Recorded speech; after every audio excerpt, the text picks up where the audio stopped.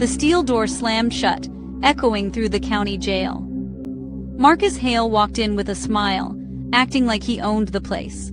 He scanned the room, seeing only weakness and opportunity, a king without a crown. But the real war hadn't begun.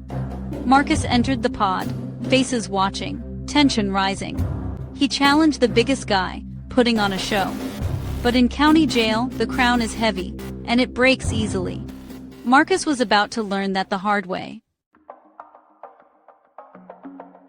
County jail was a grinding routine, but Marcus refused to blend in. He argued with guards over food, rec time, and TV volume, thinking defiance showed strength. Officer Miller calmly wrote him up, each report another brick in Marcus's wall. Marcus tried to run the pod, controlling phone calls, taking a cut of commissary. Some scared inmates followed, mistaking noise for power. The older inmates just watched, seeing a kid making classic mistakes. Real leaders here were quiet, respected, and understood true power.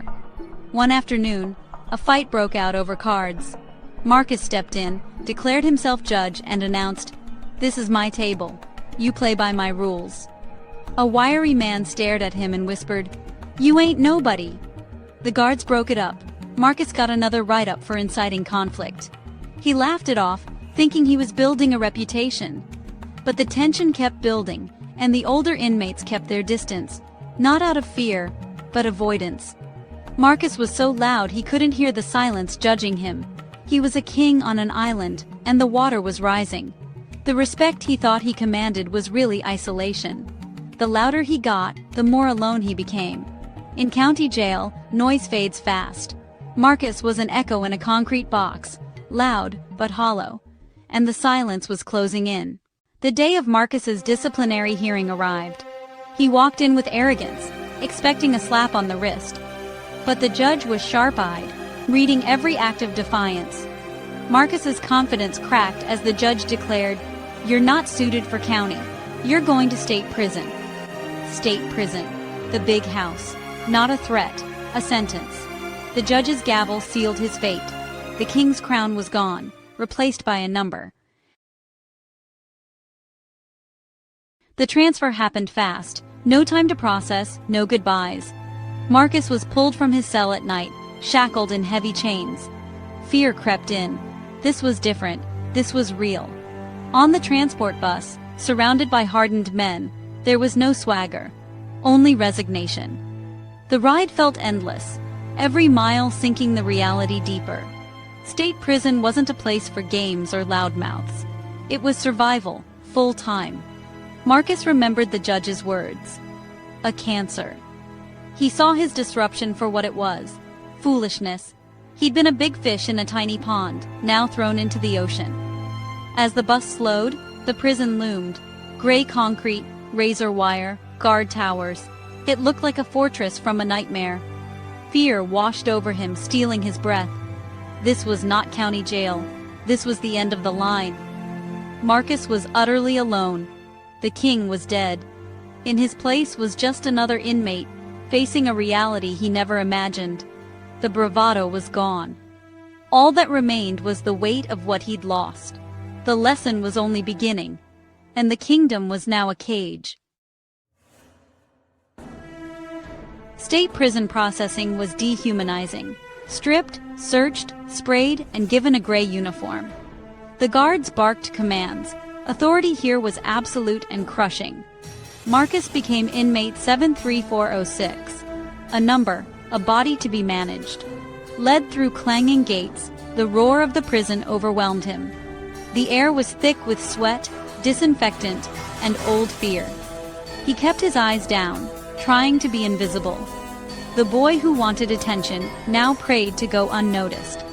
His cell was a concrete box, smaller than county, with a silent, hardened cellmate. Marcus tried to say hello, but silence answered. That first night was endless.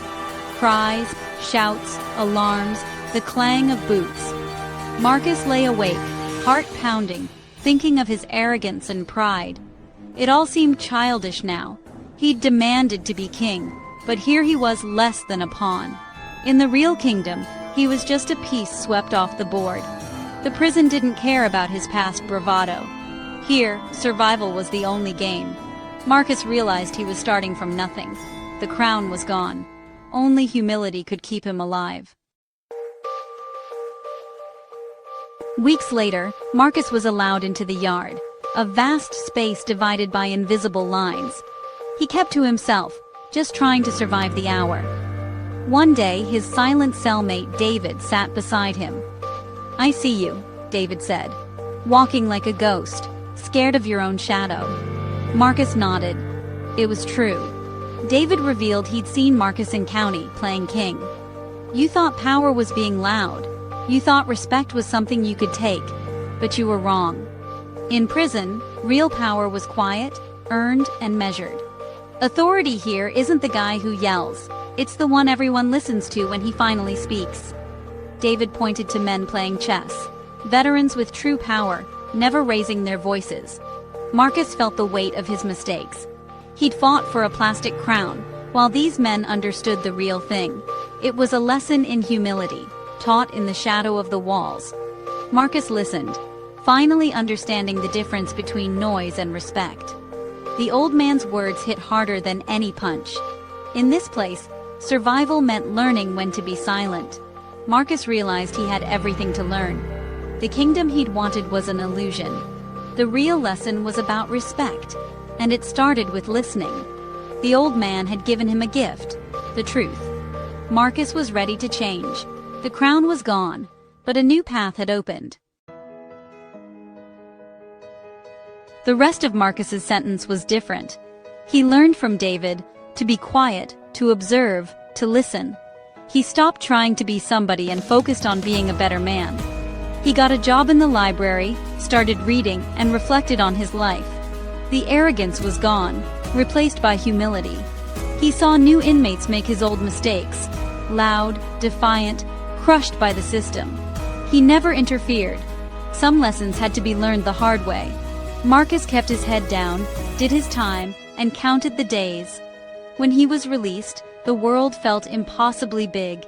He walked out a different person, the fire inside him now a controlled flame. True strength, he realized, wasn't about dominating others, but mastering yourself. He'd entered the system thinking he was a king, but left understanding he was just a man. Respect isn't taken by force, but given in response to character. The loudest voice is often the weakest. His experience was a heavy weight, but also his anchor. He'd learned the difference between a crown and a cage. The ego is a ruthless king. Humility is the quiet warrior that wins the war. Marcus's story was no longer about being king. It was about becoming a man. What's something people don't know about stories? They never truly end. There's always a new adventure waiting for you. Just pick your next tale and I'll meet you there. Subscribe to the Story Circle and let me know which story I should tell next in the comments.